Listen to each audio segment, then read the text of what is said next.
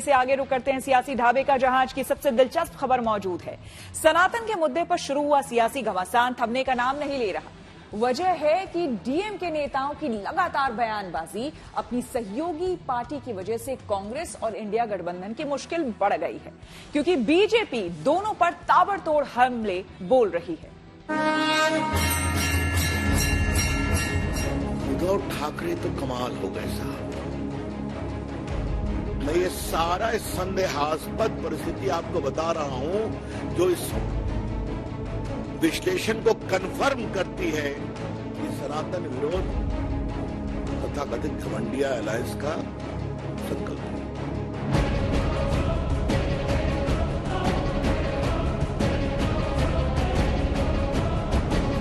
वो मोनूवादी की खिलाफत करते हैं तो क्या किया जाए, हम क्या करें? इसी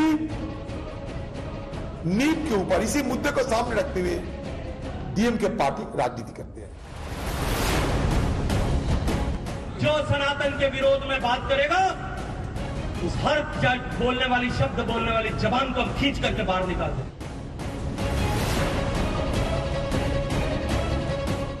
सनातन के खिलाफ डीएमके नेताओं की बोल पर बयानबाजी आउट ऑफ कंट्रोल होती जा रही है। बीजेपी सनातन विरोधी बताकर इंडिया गठबंधन को घेरने में लगी है, लेकिन मुख्य रूप से निशाने पर कांग्रेस है।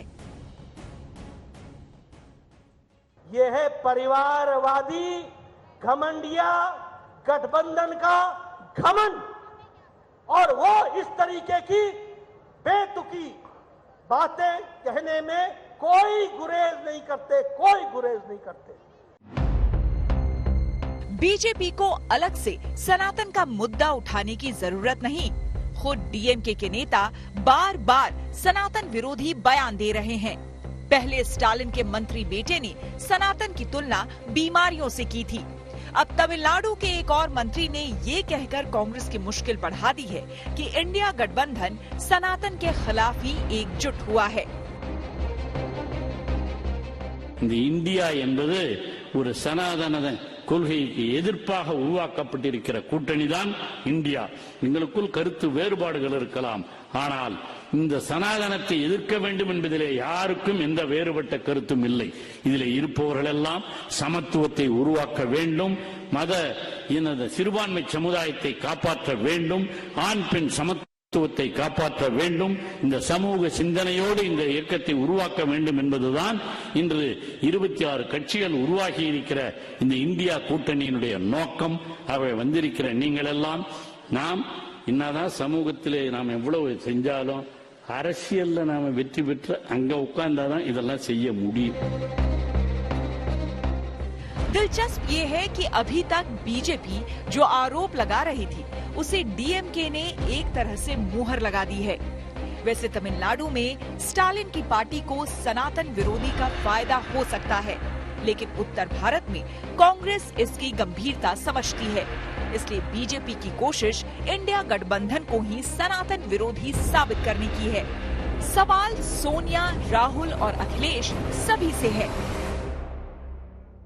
मैं ये सारा संदेहास्पद परिस्थिति आपको बता रहा हूं जो इस विश्लेषण को कंफर्म करती है कि सनातन विरोध तथा कथित घमंडिया अलायंस का संकल्प है। ये मुद्दे को सामने रखते हुए हमारे देश में उत्तर और दक्षिण के बीच कोई दरार न पैदा किया जाए, प्रधानमंत्री आपको ये देखना पड़ेगा, क्योंकि जिस तरीके से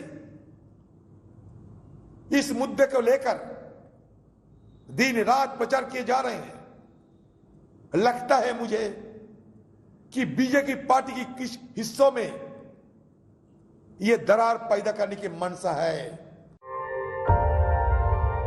चुनावी तौर पर सनातन कितना अहम साबित हो सकता है, इसका अंदाज इस बात से लगाइए कि खुद प्रधानमंत्री ने अपने मंत्रियों को इस मुद्दे पर पूरी तैयारी से जवाब देने को कहा है।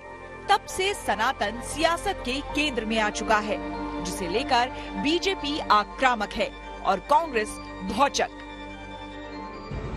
सौगंध है हमें उन सब हमारे पूर्वजों की जिन्होंने, चाहे वो महाराजा सूरजमल होंगे, चाहे वीर दुर्गादास होंगे या महाराणा प्रताप है, हम सबको उनकी सौगंध उठा करके खड़े होना पड़ेगा कि हम इस सनातन पर हमला करने वालों को बर्दाश्त नहीं करेंगे। हम बर्दाश्त नहीं करेंगे। हम उनको उखाड़ करके फेंक दो और चुनौती के साथ में खड़ा होना पड़ेगा।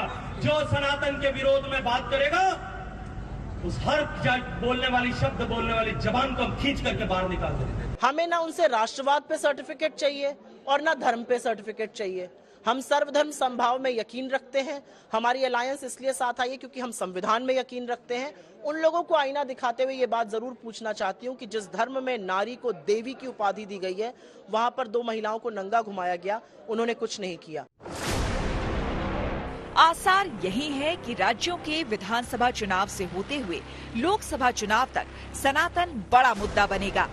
डीएमके की तरफ से अगर बयान आते रहे तो इंडिया गठबंधन और खासकर कांग्रेस को मुश्किल होने वाली है। Bureau report, good news today.